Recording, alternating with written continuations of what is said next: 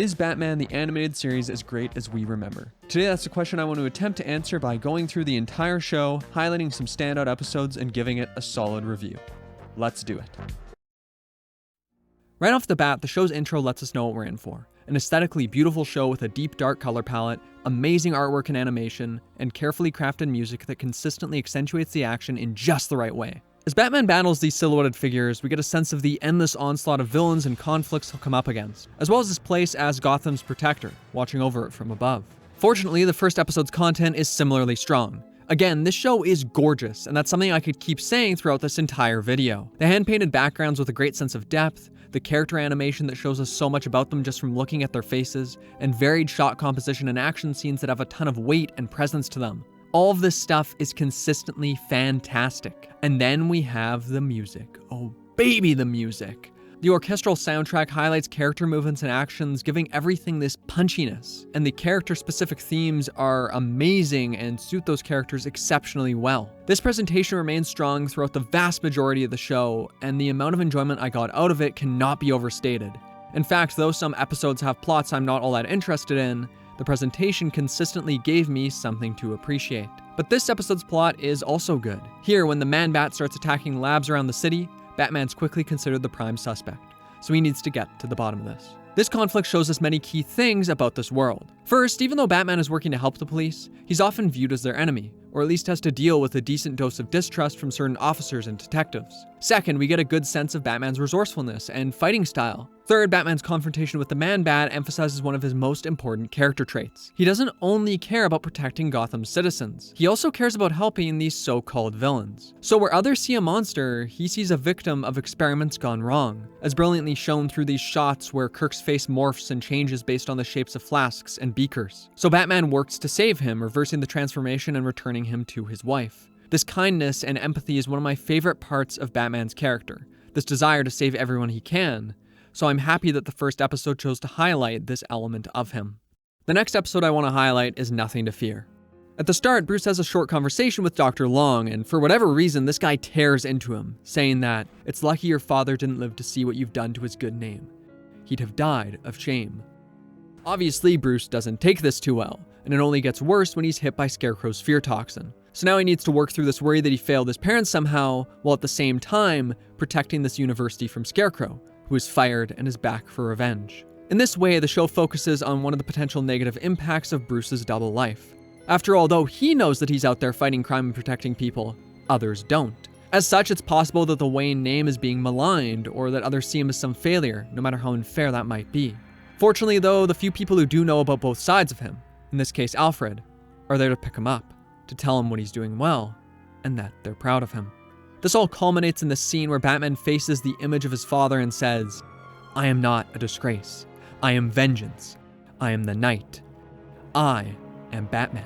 And this right here digs to the core of his character, because this episode really makes me think of Batman as a child, not in a negative way, but in the sense that regardless of how much time has passed, he's still often defined by the traumatic death of his parents, by the hopelessness he felt then, by the feeling that he failed them. So now he works to stop anyone from feeling that way, to stop himself from feeling that way, by protecting anyone he can wherever he can to the best of his ability. Because he's still a child who wishes his father could say, "I'm proud of you," one last time. It's a powerful scene, and one that really got me to care about this version of Batman. And as he saves Dr. Long from Scarecrow, he and Alfred can know who he is and what he stands for, that he does the right thing, even if he won't get credit for it. Next up though, we've got Be a Clown. Here, the Joker gets offended when Mayor Hill dares to compare him and Batman. So when the mayor's kid Jordan is having a party, he arrives to blow people up. The Joker himself is what makes this material truly special. He's incredibly entertaining, and the way he and Batman play off each other is brilliant. There's a sort of comedic duo energy to them that undercuts Batman's serious demeanor and shows us just how much the Joker challenges him. I mean, to Batman, this stuff is the most serious thing in the world, but to the Joker, nah, he's just having fun. Plus, for a character like Batman who wants to find the good in everyone and even help the villains, the Joker is the perfect counter. Because at this point, no one even really knows who he is or where he came from. There's something otherworldly and inhuman to him, a lack of connection that makes it impossible for Batman to hope to change him. And then, the voice acting. Mark Hamill's version of the Joker is just, "We've bagged a big one this time!" he nails it. You can hear how much fun he's having with these lines, and the Joker's unhinged humor really shines through. This performance alone makes for a fun episode. But the other parts of the material are strong too. See, at the start of the episode, Hill isn't even really paying proper attention to Jordan. Even on his birthday, he ignores his interests and treats this as a publicity stunt rather than father-son bonding time. Really, the only thing Jordan enjoys about the party is the clown, who of course ends up being the Joker. Here, Jordan's poor relationship with his father leads to him listening to the Joker's words and sneaking back to his hideout with him, which results in some incredibly entertaining Joker scenes. Again, watching the Joker bounce off other personalities is always a blast. Regardless though, Batman saves the kid and takes him back home to his dad. He watches on as they hug and as Mayor Hill realizes the mistake he's made. So in that moment, Batman has given Jordan the chance to be with his dad again and improve their relationship. To have a relationship with his dad that he himself will never have again. And now we're at the first two-parter I want to discuss, appropriately given to Two-Face. Needless to say, since Dent is Bruce's friend, this is a more personal villain for Batman than any he's previously faced. As such, Batman's desire to help these villains is amplified. Beyond that, he feels a sense of personal responsibility for Dent's fate. After all, if he'd only acted faster, if he'd only done things a little differently, if he'd only noticed just how much Dent was struggling, well, maybe then it wouldn't have come to this. However, this strong, personal desire to help Dent makes him an even more dangerous villain for Batman to face. Right away, this serves as a strong escalation of the show's conflicts by having a villain who's a bit more personal to Batman, and who gets more development themselves. After all, Two-Face has a much larger emotional range and more complex motivations than previous villains. I mean, in Pretty Poison, an episode that happened before this one, we already focused on Dent's trouble regulating his feelings. If he feels something, he really feels it, and it clouds his judgment. There, that emotion was infatuation, but now it's anger. But the anger is even worse, because Dent is so bad at controlling his rage that he has a whole other personality stowed away inside him, a personality that only comes out when he's at his angriest. The reason? Well, when he was a child, he punched another kid and they ended up in the hospital. Later, it turned out the kid coincidentally got appendicitis, but it was too late. The damage was already done, and Dent determined that he would never feel anger again. So even though it's far different from Batman's struggles, he's also still trying to deal with something bad that happened to him when he was a kid, and he's formed an alternate personality of sorts to deal with that.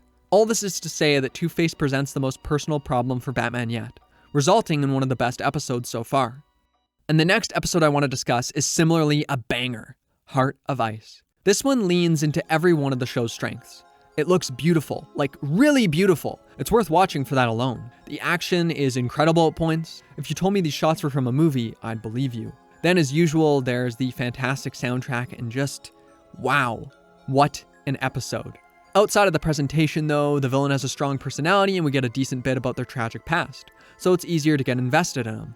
Meanwhile, Batman's most likable and important character traits are at the forefront, with how he gives up on chasing Mr. Freeze to heal this random goon. But the things that really get me with this episode are the seemingly small details. Like the way Batman tells Mr. Freeze that he's sorry about his wife and sounds so genuine while doing it. He clearly doesn't view Mr. Freeze as some monster, regardless of his appearance and actions. Instead, he's a victim, a man who desperately needs help, and the audience is liable to see him that way too. Then at the end, when Batman turns to walk away, but stops and looks back at Mr. Freeze in his cell, you can see the cogs turning in his head. The strong desire to help this man, even though he has no idea how to. This is an episode that allows proper room to breathe and allows animation to inform us about its characters' thoughts and feelings. This is just phenomenal. A wonderful piece of television, an absolute joy to watch. My favorite episode so far. However, I might like Beware the Grey Ghost even more. Here, random buildings are being blown up around Gotham, but there's a familiar ransom note. Where's it from? Well, Bruce's favorite childhood TV show. And now he's got to get to the bottom of this by revisiting this thing from his past. As usual with the show's best episodes, there are some insanely impressive moments of animation here, particularly these little toy cars zooming around. But this episode truly stands out because of its focus on Simon Trent. See, Simon is the guy who played the Grey Ghost. Though the series definitely had its fans, it's no longer paying the bills, and Simon isn't even able to afford rent. As such, Simon is left with mixed feelings about the Grey Ghost. On one hand, he clearly loves the character and the fact he got to play him, but on the other hand, he's this shadow that looms over him, that's limiting and stifling. He wants to be able to move on and do something more. So he's kept the last known copies of the show hidden away to himself, and it's clear that he wants people to forget about the Grey Ghost's existence and move on so he can too. However, the Grey Ghost had a bigger impact than he knows. It inspired Batman and serves as a source of fond memories for Bruce. As such, Batman spends this episode inspiring Simon to embrace this character and the heroism he stood for, and manages to move him the same way he moved Bruce all those years ago. It does a wonderful job of touching on the unseen impact our actions can have, and on the beauty of art to change people and leave them with wonderful memories and motivations that can last a lifetime. Where one person may see simple toys and products, others will find something they truly love. And the greatness continues with Feet of Clay, where actor Matt Hagen becomes addicted to a face-altering drug of sorts and pretends to be Bruce to aid the villainous businessman Daggett in his endeavors. First off, this presents a clear conflict that's related to Batman. After all, now Lucius Fox doesn't trust him, and Bruce even ends up in jail. On top of that, though, we get more of Batman's best traits. In particular, I love this scene where Batman threatens this guy using Crimson Fever to learn who's impersonating him. Of course, though, it's really just a container of seawater. It shows off his skills of deception and intimidation, and it's nice to see Batman fighting crime in a way that goes beyond basic investigating in his computer or throwing hands at baddies. Then later, Batman once again tries to help the villain, this time by surrounding him with reminders of his past successes and encouraging him to pursue that success once again. Basically, when others would tell these villains that it's too late for them, Batman is there to tell them that they still have a chance. And I think that's really sweet. However, the animation is the real showstopper, particularly in part 2 of this story. The scene where Clayface continually transforms into different people, all the while moving around and morphing, and oh Nelly, it looks so good. When I finished the sequence, my jaw had hit the floor because I was mouth breathing so hard. It's one of the best looking pieces of television animation I've ever seen.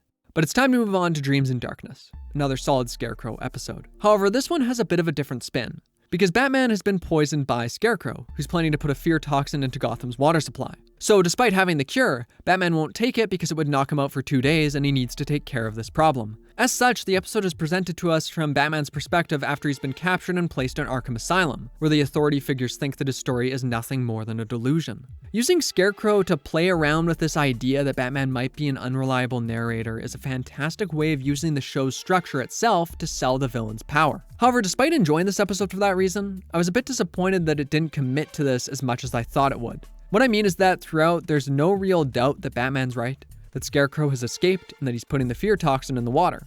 Personally, I think it would have been a lot more interesting if Batman truly was an unreliable narrator right up until his confrontation with Scarecrow. Details of the story he tells us could fail to line up. There could be moments where he forgets what's happened or blank spots in his memory. He could start doubting his own experiences a bit more. Stuff like that. Needless to say, this is still a pretty good episode, but I would have loved for it to push its premise a bit further. Fortunately, the next episode I want to discuss does just that. Perchance to Dream. Here, Batman wakes up to find that he's no longer Batman, that his parents are alive and well, and that he's going to be married to Selina Kyle.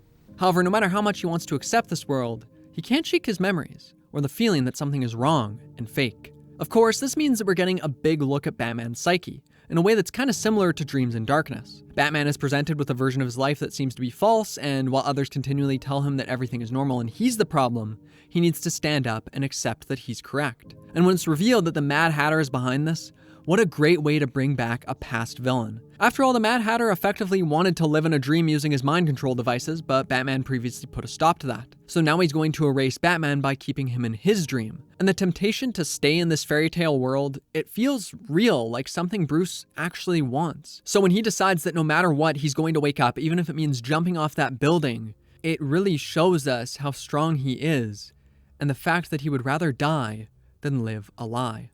This is easily the most personal conflict for Batman yet, and to me, that makes it one of the best episodes. But things keep being personal in Robin's Reckoning, a two-parter that dives deeper into Robin's past when Batman manages to find Zuko, the man who killed Robin's parents. In this one, characters are fleshed out by showing their believable weaknesses. Batman won't tell Robin what he's up to and would rather keep him in the dark about everything than just discuss this with him. Meanwhile, Robin is liable to act out, make things personal, and rush headlong into the fray when Batman shuts him out. However, we don't just get a look at the dysfunctional side of their relationship. No, we get to see their bonding time in the past as Batman had open and candid conversations with him about his struggles with his parents' death. So we get Batman both at his most stubborn and his most vulnerable. Because of that, it's clear that Robin can bring a range of emotions out of him that we don't usually see. This set of episodes really sold me on their relationship. Not that I disliked Robin before or anything like that, but after this, I felt like I really understood this new side of Batman, this parental, protective side. Even more importantly, it gave Batman an additional appeal, another facet to his personality that hadn't been there before. Then I Am the Night builds upon this relationship and makes it even better. See, when Batman's late to the scene, Gordon's wounded in the line of duty, and Bruce is not happy. He goes into a slump, reenacts the final scene from The Room, and considers giving up on Batman altogether. This idea of losing this friend, this partner, is enough to almost push him over the edge. However, Robin is there to pick him back up, to tell him that he can't give in, that he needs to move forward.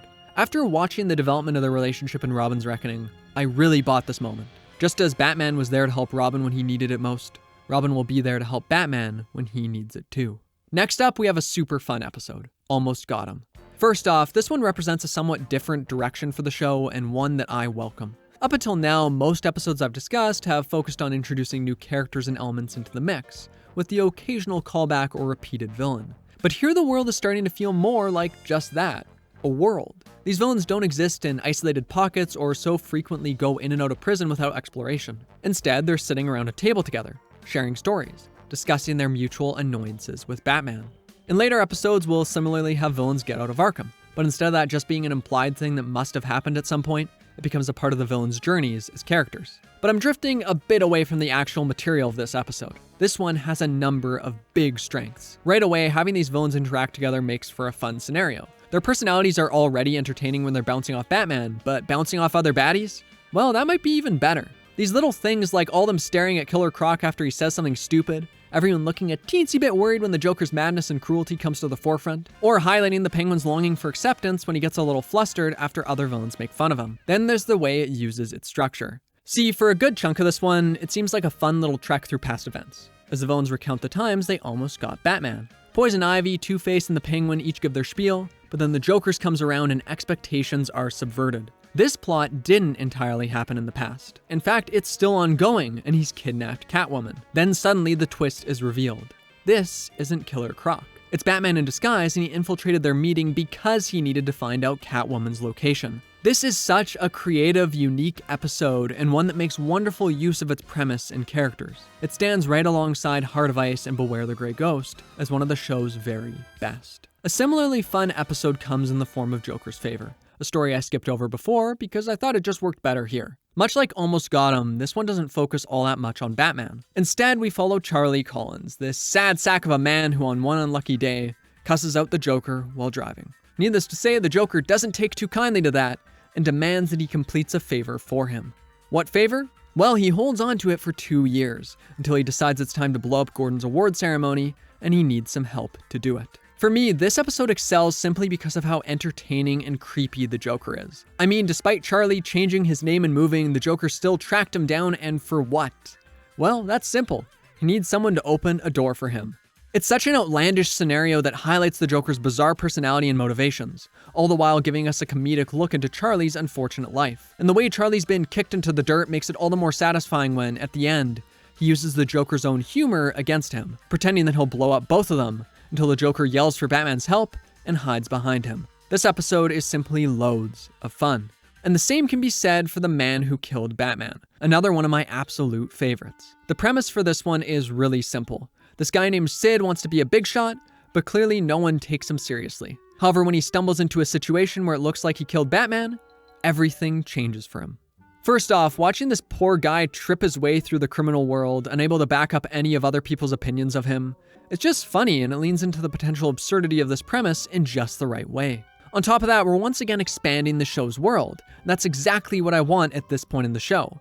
I mean, you might not know it because I've jumped around a bit, but this is the 51st episode in the production order. At this point, I'm ready for something different, and I'm ready to see more of Gotham. So it's awesome that the show does just that. However, my favorite part of this episode is easily the Joker sections, and the reason is simple. We get to see his reaction to Batman's death. And it's everything I could have hoped for. There's a sadness we don't really get to see from him otherwise, a moment of something like solemn sorrow as he realizes that Batman isn't going to show up and stop him. There's a sense that the Joker was having so much fun with Batman and he's worried that's gone forever. Again, we're seeing new sides of this world and its characters, and it's a ton of fun. Now, part of seeing new sides of this world involves pairing characters up for some wacky shenanigans, and we've got just that with Harley and Ivy. Here, after the Joker kicks Harley out, she and Ivy join forces and wreak havoc together. Now, I don't have anything all that much to say about this one, but this is just a case where it's enjoyable to see these characters get tossed into different scenarios and watch what happens. It really nails that Saturday morning cartoon vibe. Plus, the contrast between them makes this all the more entertaining, where Ivy plays the part of the support system that wants Harley to stop going back to her abusive boyfriend, and Harley's just kind of a sad, clueless doormat. So Ivy is taking on the role of being Harley's crappy mentor of sorts, trying to teach her to have confidence in herself by being terrible to people. I mean, what else would a villain do? Harley Quinnade is pretty similar to this one, but instead of an Ivy Harley pair-up, it's a Batman Harley pair-up as they go to stop the Joker from blowing up Gotham. Even just watching the different ways Batman and Harley move gives us such a great sense of their characters as they form a sort of comedic pair, with Batman being the straight man and Harley being Harley.